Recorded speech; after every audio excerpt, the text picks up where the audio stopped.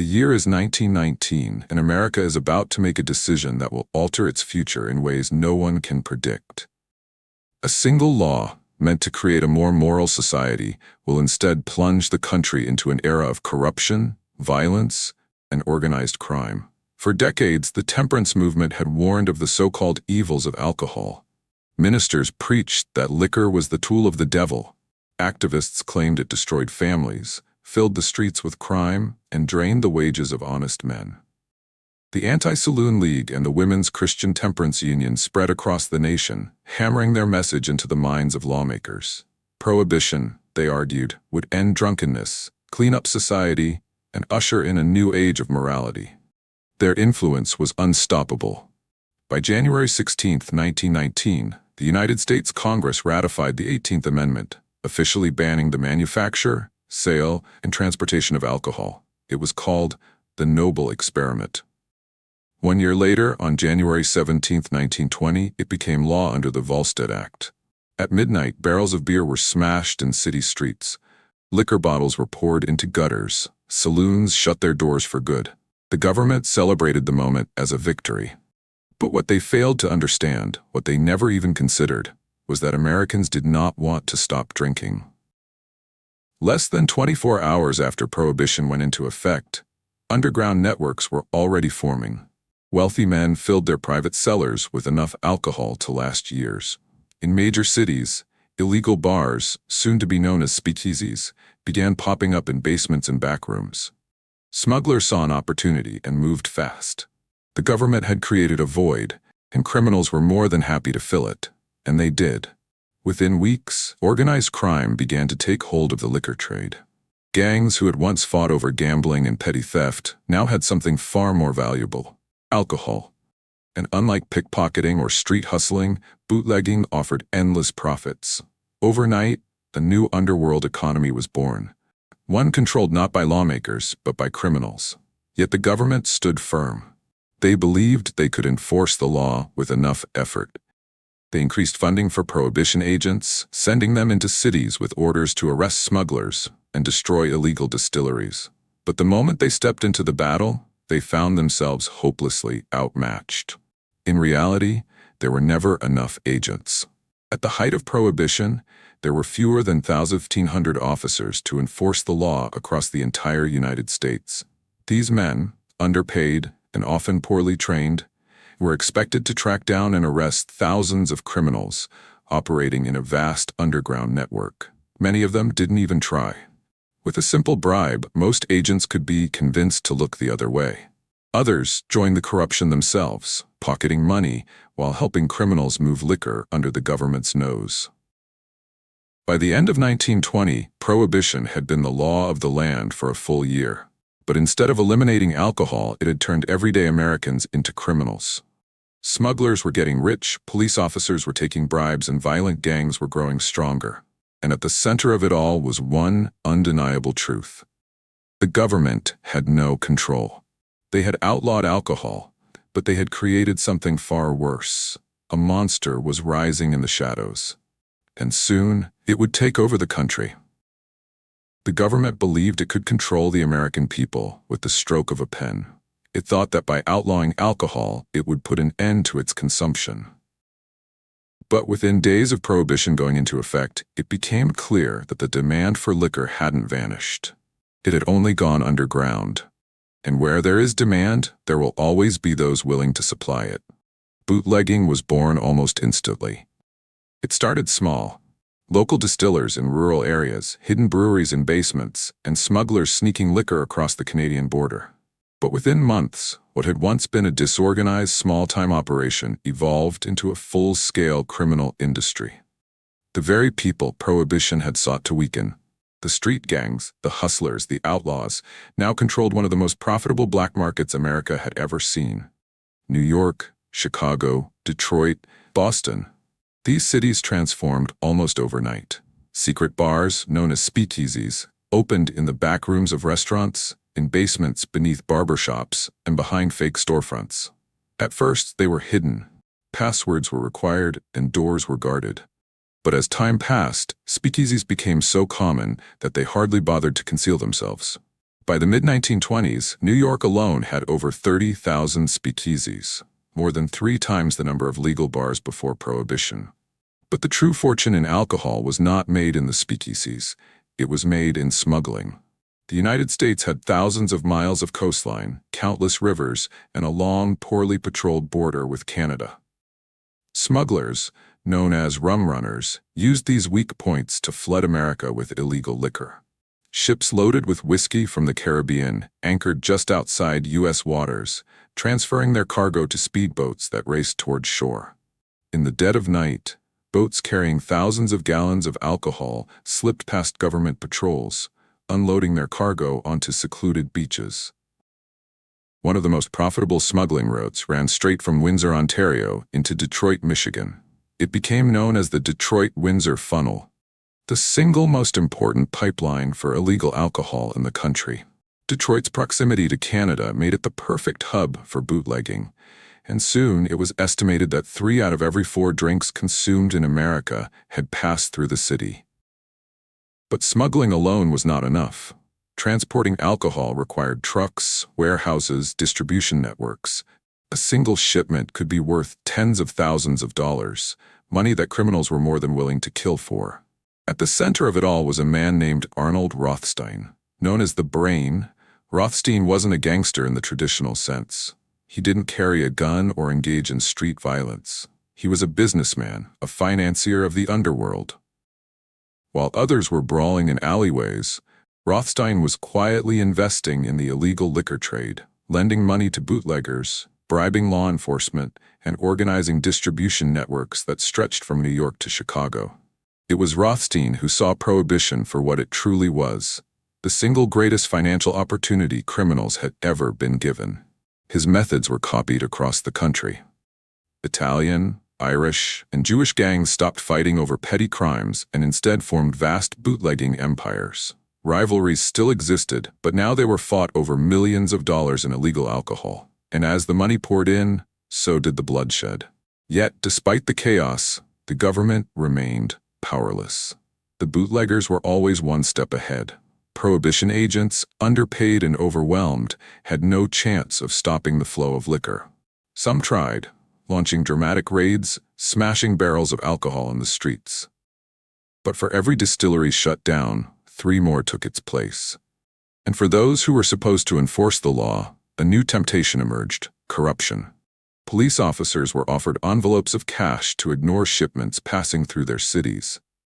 Judges were bribed to dismiss cases against known bootleggers. Politicians, who had once supported Prohibition, soon found their pockets lined with the very money it was supposed to eliminate. By the early 1920s, the reality was undeniable. Prohibition had failed. The law remained in place, but the streets belonged to the criminals. And with each passing year, they became bolder, richer, and more violent. The Mafia was rising, and the bloodshed was only beginning. By the mid-1920s, the law was a joke. On paper, the Volstead Act had granted the government power to rid the country of alcohol. In reality, it had turned the very institutions meant to uphold the law into business partners of the criminals they were supposed to be fighting. The moment Prohibition was enacted, an invisible price tag had been placed on justice. And in every city, in every level of law enforcement, men were more than willing to sell their loyalty to the highest bidder. At the heart of this corruption was a simple truth: crime paid far better than honesty. Take a police officer in New York or Chicago in the 1920s. His salary? About $40 to $50 a week. A single bribe from a bootlegger could be 10 times that amount. It was an easy decision. Most officers didn't even hesitate. Some took money to look the other way when liquor shipments rolled in. Others actively worked for the very criminals they were supposed to be arresting. And then there were those who started running their own operations, using their badge to eliminate competition and take control of the business themselves. The corruption ran deeper than the streets. Judges, city officials, and even congressmen all had a price. The Mafia understood this better than anyone. Their power wasn't just in their guns, it was in their ability to buy influence. Chicago was a prime example. The city's police force was rotten to the core, During the height of Prohibition, 2 out of every 3 officers were on a criminal's payroll. Many of them worked directly for Al Capone, the most powerful bootlegger in the country. If Capone wanted a rival's operation raided, he didn't send his men, he sent the police. The officers would storm warehouses, seize liquor shipments, and arrest competitors, all while ensuring Capone's businesses remained untouched. And then there was New York. The mayor himself, Jimmy Walker, was a walking symbol of corruption. A charming, smooth-talking politician, Walker publicly supported Prohibition, but behind the scenes, he was deeply entangled with the city's criminal underworld. His administration ignored illegal bars, turned a blind eye to smuggling operations, and ensured that the Mafia's influence remained unchecked. When asked about the thousands of speakeasies operating in the city, Walker famously shrugged and said, "Prohibition is a joke. It's only a crime if you get caught." The problem wasn't just at the city level. The very agency meant to enforce Prohibition, the Prohibition Bureau, was a disaster. Its agents were poorly trained, underpaid, and constantly outmaneuvered by the criminals they were chasing. Bootleggers had better weapons, faster cars, and far more money. For many agents, the temptation was too great. Some accepted bribes to ignore illegal shipments. Others sold government-seized alcohol back to the very criminals they had taken it from. Then there was Elliot Ness, one of the few agents who refused to be bought. He and his team, known as the Untouchables, went after Capone with relentless determination. Unlike their corrupt colleagues, Ness's men couldn't be bribed. They conducted raids, destroyed distilleries, and gathered evidence of Capone's illegal empire. But for every small victory they achieved, the reality remained the same. Prohibition had created an untouchable class of criminals who operated with near-total immunity. The American public wasn't blind to what was happening. They saw cops drinking in the very speakeasies they were supposed to shut down. They read about judges dismissing cases against known gangsters. They knew politicians were getting richer while crime ran rampant. And yet, the government refused to admit failure. Instead, they doubled down. They passed stricter laws, increased funding for enforcement, and launched high-profile arrests. But none of it mattered. The criminals were too rich, the system was too corrupt, and the violence was about to reach a level that no one could ignore. Because when money alone wasn't enough to maintain power, the Mafia turned to something even more effective: murder. And soon, the streets of America would run red with blood. Money could buy a lot in Prohibition-era America: police, judges, politicians. But there was one thing it couldn't buy: absolute control. That had to be taken by force. As bootlegging empires grew, so did competition. And competition in the underworld was settled with bullets. What began as backroom deals and secret shipments soon escalated into all-out warfare. By the mid-1920s, the Mafia wasn't just running the alcohol trade. They were enforcing it with an iron fist. And the man who perfected this brutal business model? Capone was different from the old-school gangsters before him. He wasn't interested in back-alley knife fights or petty crimes. He saw Prohibition for what it was: an opportunity to build an empire. And to do that, he needed absolute control. There could be no rivals, no loose ends, no hesitation. Anyone who threatened his operation, whether they were a rival gang member, an uncooperative businessman, or a police officer who refused to take a bribe, was eliminated. Chicago became his battleground. At his peak, Capone's bootlegging operation was bringing in over $100 million a year, a fortune beyond anything seen before in organized crime. But with that money came enemies. Other gangs wanted a piece of the action, and turf wars erupted across the city. One by one, Capone crushed them. His enforcer, Frank Nitti, made sure of it. Businesses that refused to buy Capone's liquor were firebombed. Rivals who challenged him disappeared. And those who even considered testifying against him were found dead before they could step inside a courtroom. But Capone wasn't just about brute force. He was a master strategist. He knew that violence alone wouldn't be enough. So he mixed brutality with public charm. He donated to charities, opened soup kitchens, and even made sure families had food during the Great Depression. To the public, he was a Robin Hood figure. But behind closed doors, he ruled with a level of fear Chicago had never seen before. The message was clear. Capone ran Chicago, And then came the event that would cement his reputation forever, the St. Valentine's Day Massacre. On February 14, 1929, Capone decided to send a message to his biggest rival, George "Bugs" Moran. Capone's men, dressed as police officers, lured Moran's gang into a warehouse on North Clark Street. Thinking it was a routine police raid, the gang complied. They were lined up against the wall. Then, without warning, the fake cops pulled out Thompson's submachine guns and opened fire. 70 bullets. Within seconds, 7 men lay dead. Blood pooled on the floor. It was one of the most brutal mass killings in American history. The massacre sent shockwaves across the country. Newspapers plastered the story on front pages. The American public could no longer pretend that Prohibition had done anything but create monsters. But Capone, he was untouchable. The police had no evidence linking him to the massacre.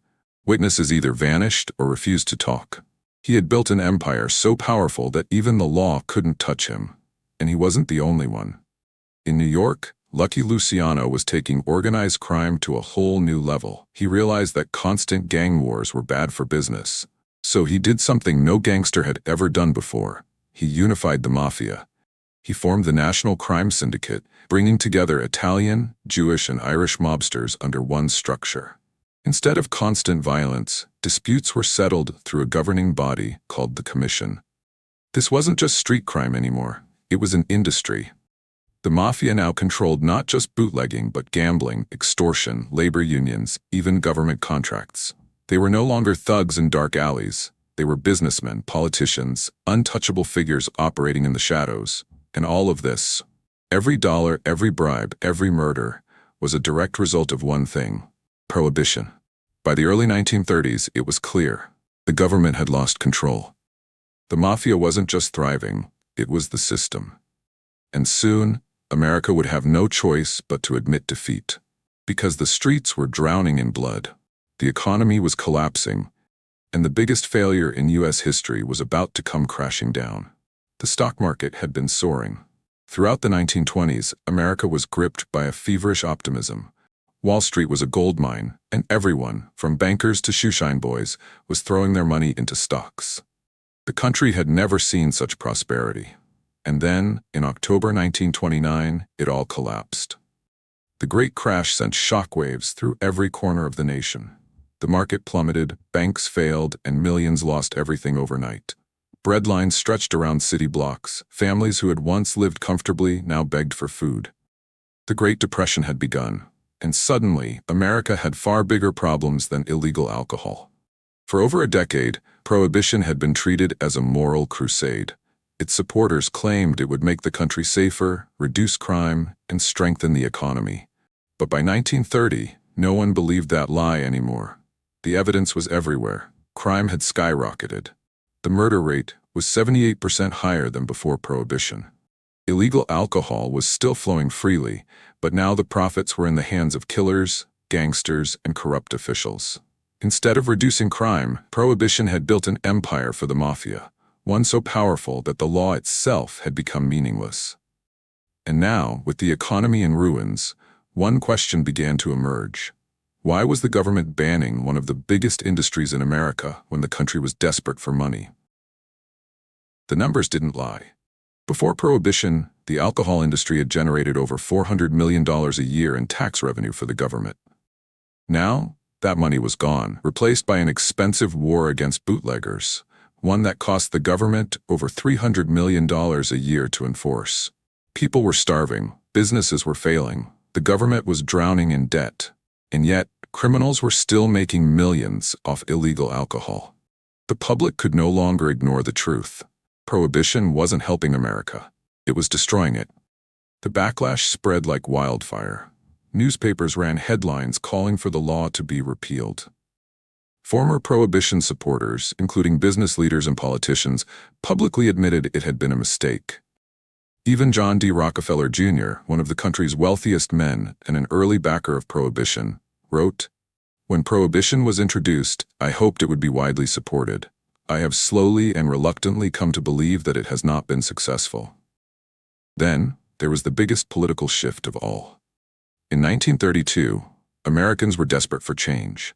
They turned to a man who promised to end their suffering, Franklin D. Roosevelt.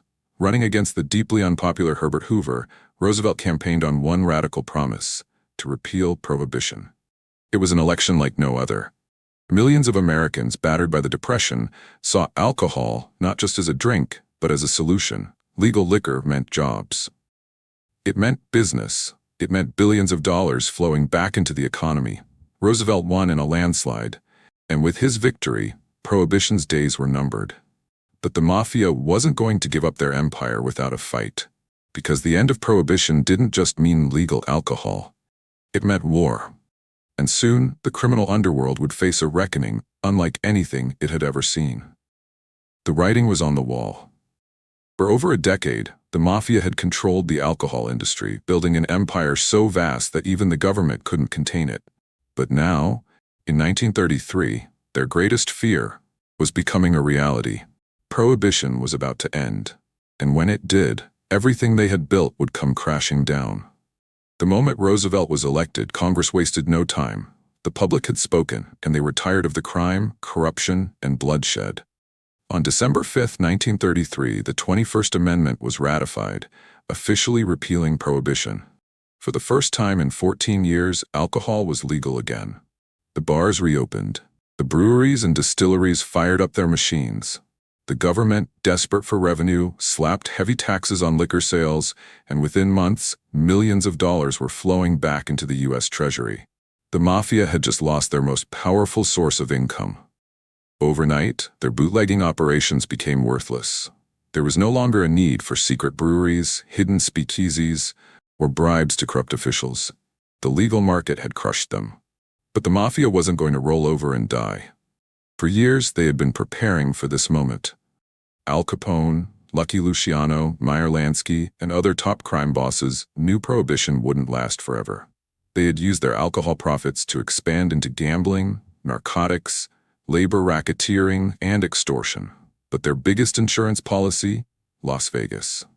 Even before Prohibition ended, mobsters had begun investing in the small desert town, seeing its potential as a gambling paradise. Once alcohol was legalized, they shifted their focus entirely, building casinos, bribing officials, and laying the foundation for what would later become the most corrupt gambling empire in American history. But not all gangsters were so lucky. Many smaller bootlegging operations had no backup plan. When Prohibition ended, their money dried up, their power disappeared, and their organizations collapsed.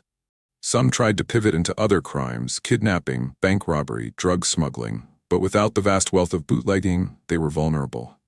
And the government, after years of failure, finally had the upper hand. With Prohibition gone, the FBI and local law enforcement no longer had to waste resources chasing illegal booze. Instead, they turned their full attention to organized crime. J. Edgar Hoover, eager to prove the FBI's strength, launched an all-out war against the Mafia. Federal agents cracked down on racketeering. Tax investigators went after mob bosses for income tax evasion, the very tactic that would ultimately bring down Al Capone. In 1931, after years of escaping justice, Capone was sentenced to 11 years in federal prison for tax fraud.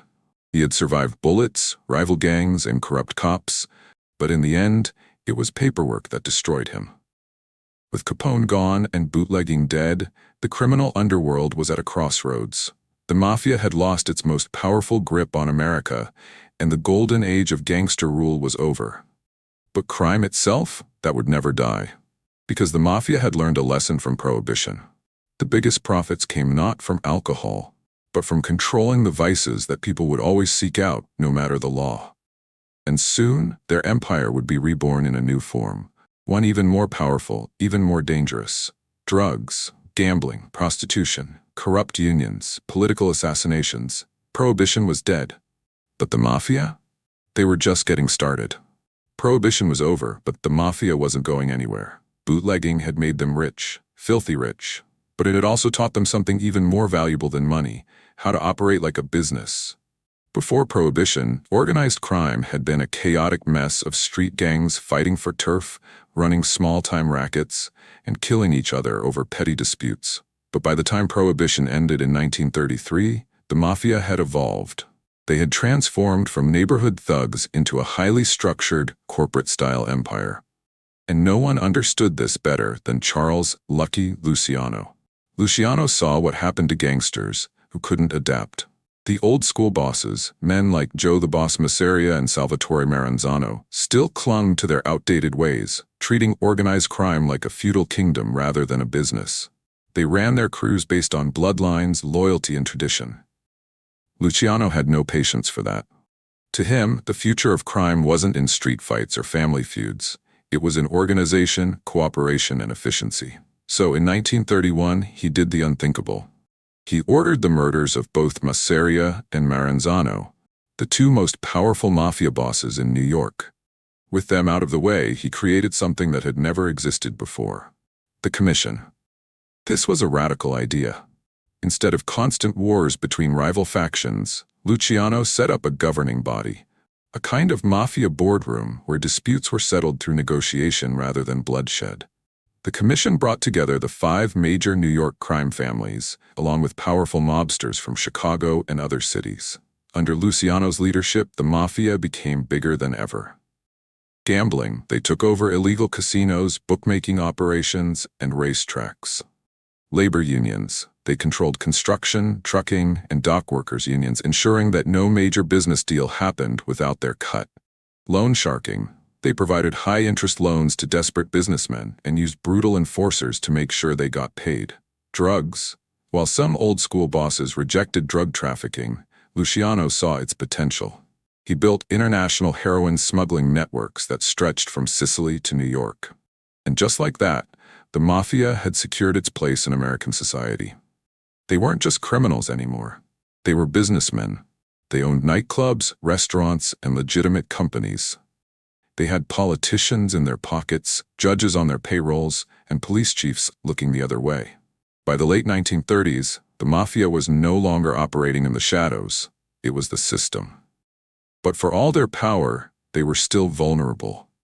Because in the coming years, America would enter World War II, and the Mafia would find itself facing an unexpected opportunity, one that would bring them closer to the U.S. government than ever before.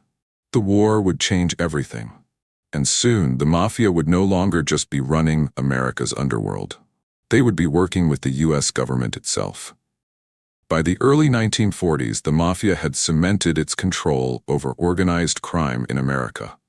They had survived the end of Prohibition, crushed their rivals, and infiltrated nearly every level of business and government. But now, they were about to do something no one ever expected.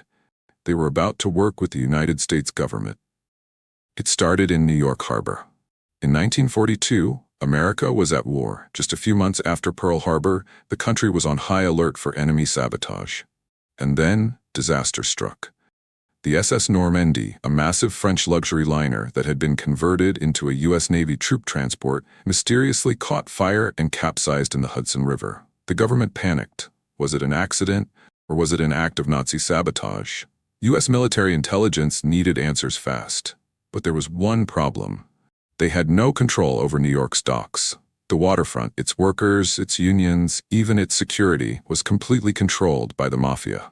Enter Charles Lucky Luciano. Luciano, the man who had revolutionized organized crime, was sitting in a maximum security prison serving a 30 to 50-year sentence for running a massive prostitution ring. But behind bars, he was still the most powerful figure in the New York underworld. The government knew that if they wanted to secure the docks, they needed his help. So in a secret operation known as Operation Underworld, U.S. military intelligence struck a deal with the Mafia.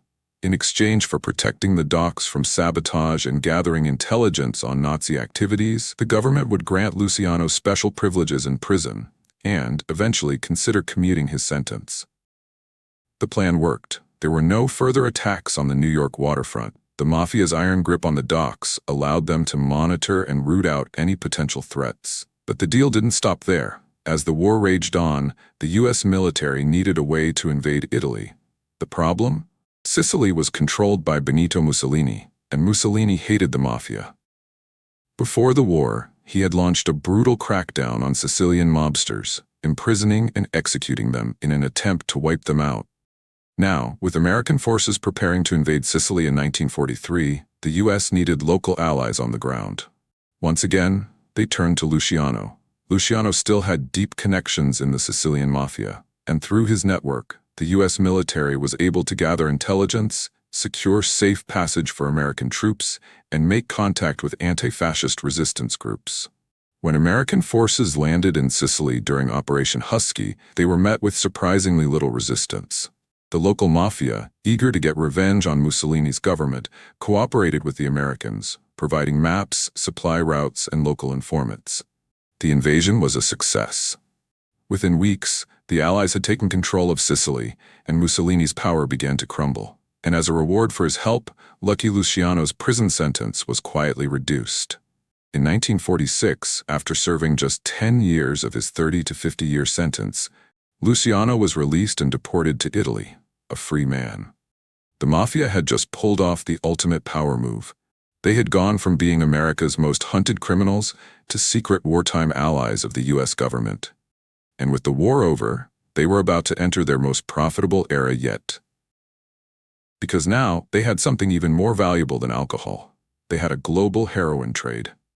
Prohibition had taught the Mafia a fundamental lesson. The biggest money was in products people weren't supposed to have. For years, alcohol had made them rich. But after World War II, there was a new product on the rise. One even more addictive, even more profitable, and even more dangerous than liquor. That product was heroin. And the Mafia was about to own the global trade. The French Connection, how the Mafia took over heroin. By the late 1940s, heroin use was skyrocketing in America. Soldiers returning from the war, dock workers, factory laborers, and jazz musicians were all turning to the drug. But there was a problem. The supply was still small. That's when Meyer Lansky, Vito Genovese, and the Sicilian Mafia saw an opportunity. They knew that the best heroin in the world came from Turkey and Southeast Asia. They also knew that raw opium from those regions was being smuggled into France, where expert chemists in Marseille were refining it into pure heroin. So the Mafia struck a deal. They partnered with Corsican and Sicilian crime families, setting up a network where raw opium would be shipped from Turkey to France, processed into heroin in Marseille, and then smuggled into the United States. This system became known as the French Connection. By the early 1950s, the Mafia was flooding American cities with heroin, creating tens of thousands of addicts and making millions of dollars in the process. Vito Genovese, the king of heroin. No one capitalized on the heroin boom more than Vito Genovese. Unlike some old-school mobsters who still clung to the belief that selling drugs was too risky, Genovese saw narcotics as the future. He expanded the heroin pipeline across the country, using Mafia-controlled shipping routes, bribed dock workers, and corrupt law enforcement officers to move tons of heroin into American streets. By 1957, heroin had become one of the Mafia's biggest sources of income, far surpassing gambling, prostitution, and labor racketeering. But heroin wasn't just making them rich, it was making them untouchable. With millions in drug profits, the Mafia bribed politicians, paid off police departments, and silenced judges. Their power had never been stronger. But heroin also brought a new level of brutality. Unlike bootlegging, which had required cooperation and large-scale distribution, the heroin trade was vicious. Deals went bad. Rival gangs wanted in. Addicts couldn't pay their debts. And when that happened, the Mafia didn't forgive. Bodies started piling up in alleyways and hotel rooms. Police departments, overwhelmed by the sheer scale of heroin addiction, struggled to contain the violence. And then in 1957, the Mafia made a mistake that changed everything. The meeting that exposed the mob. On November 14, 1957, more than 60 of the most powerful Mafia bosses in America gathered at a secluded estate in Appalachian, New York. The meeting was supposed to be a secret. They had come together to discuss expanding the heroin trade, dividing up new territories, and solidifying their control over the U.S. drug market. But there was one problem. Local police noticed dozens of expensive cars arriving at the rural estate. Suspicious, they set up roadblocks and began questioning drivers. Within minutes, the cops realized they had stumbled onto something big. When the police raided the meeting, Mafia bosses panicked. Some ran into the woods, others tried to blend in with the servants. It didn't work. more than 60 mobsters were arrested or identified, including some of the most powerful crime bosses in America. For the first time, the government had undeniable proof of a national mafia network. The newspapers exploded with headlines: Mafia Summit Exposed, Organized Crime Unmasked. And in Washington, one question became impossible to ignore. How had the mafia gotten this powerful? The answer was clear: heroin. And now, the government was about to declare war. The mafia had spent decades building an empire. They had outlasted Prohibition, survived the Great Depression, worked with the U.S. government during World War II, and turned heroin into one of the most profitable criminal enterprises in history. But now, for the first time, they were facing a war they couldn't escape. The U.S. government had finally woken up to the true scale of organized crime. The Appalachian Meeting of 1957 had exposed the mafia's national network to the public, and now law enforcement was out for blood. The Racketeer-Influenced and Corrupt Organizations, RICO Act.